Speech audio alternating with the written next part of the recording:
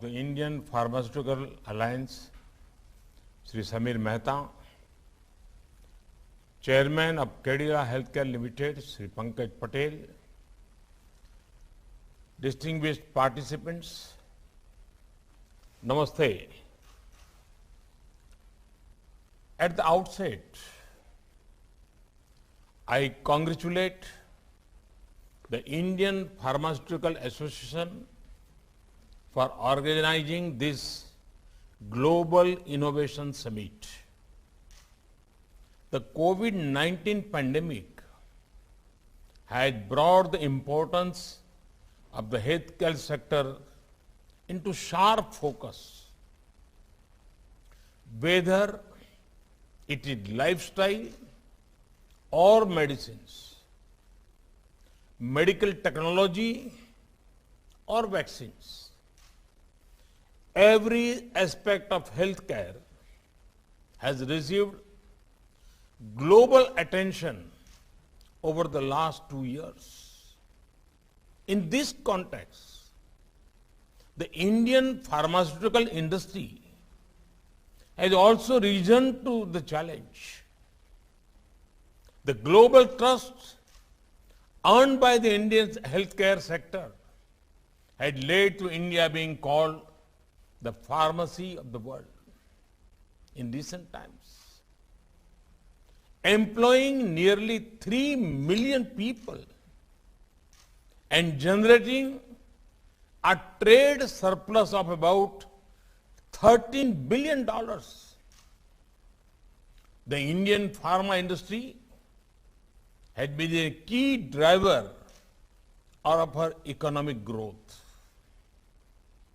The combination of high quality and quantity at affordable prices has generated immense interest in the Indian pharma sector around the world. Since 2014, the Indian healthcare sector has attracted over $12 billion in foreign direct investment. And there is still potential for much more. Friends, our definition of wellness is not limited by physical boundaries. We believe in the well-being of the entire humankind. Sarve api sukhina santu, sarve santu niramaya. And we have shown this spirit to the whole world during the COVID-19 global pandemic. We exported life-saving medicines and medical equipments to over 150 countries during the initial phase of the pandemic. We have also exported more than 65 million doses of COVID vaccines to nearly 100 countries this year.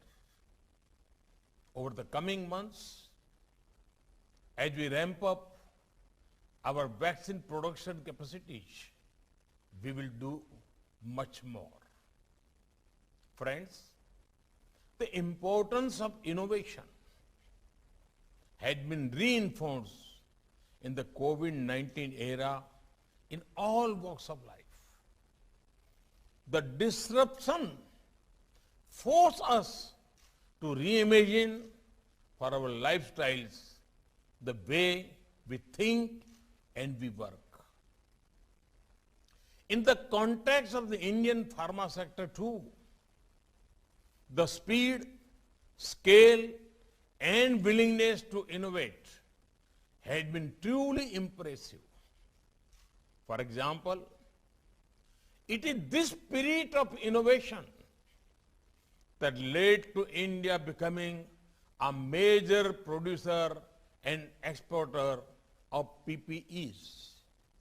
And it is the same spirit of innovation that led to India being at the forefront of innovating, producing, administering, and exporting COVID-19 vaccines. Friends, The same spirit of innovation is reflected in the steps being taken by the government to encourage growth in the pharma sector. Last month, the government has released a draft document outlining the policy catalyze research and development and innovation in the pharma medtech sector in India. This policy reflects India's commitment to encourage R&D in pharmaceutical and medical devices. Our vision is to create an ecosystem for innovation that will make India leader in a drug discovery and innovation medical devices. Our policy interventions are being made based on wide consultation with all stakeholders. We are sensitive to the industry demands on regulatory framework and are actively working in this direction. The industry has got a major boost through the production-linked incentive schemes worth over 30,000 crore rupees for the pharmaceutical and medical devices. Friends, the support of industry, the academic world, and especially our talented youth is important. That is why we are encouraging collaboration between academia and industry. India has a large pool of scientists and technologists with a potential to take the industry to greater heights. This strength needs to be harnessed to discover and make in India. Friends, I also wish to highlight two areas which I want you to explore carefully.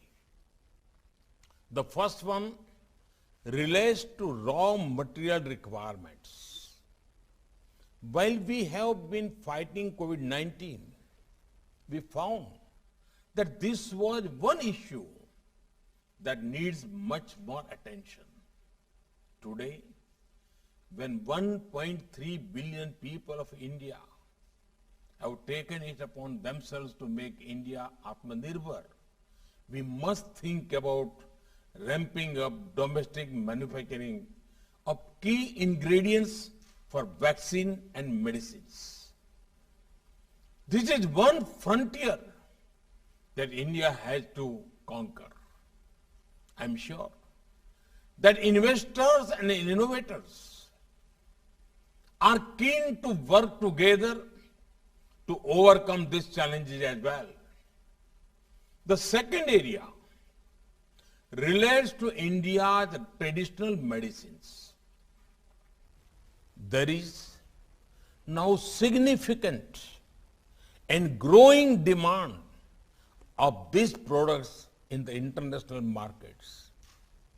This can be seen through the sharp rise in export of these products in the recent years. In 2021 alone, India exported herbal medicines worth over $1.5 billion. The WHO is also working to set up its global center for traditional medicines in India. Can we think of more ways to popularize our traditional medicines in the line with global requirements, scientific standards, and best manufacturing practices? Friends, I invite you all, ideate in India, innovate in India, make in India, and make for the world. Discover your true strength and serve the world. We have the talent, resources, and ecosystem required for innovation and enterprise. Our rapid strides, our spirit of innovation, and the scale of our achievements in the pharma sector have been noticed by the world. This is the best time to move forward and scale new heights. I assure global and domestic industry leaders and stakeholders that India is committed to enhance the ecosystem for innovation. May this summit serve as a flagship event to strengthen the Indian pharmaceutical industry position in R&D and innovation.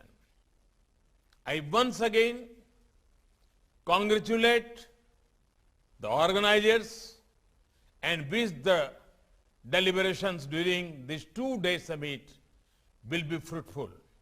Thank you. Thank you very much. Subscribe to our channel by clicking the subscribe button. Click the bell button and enjoy the latest uploads from our channel.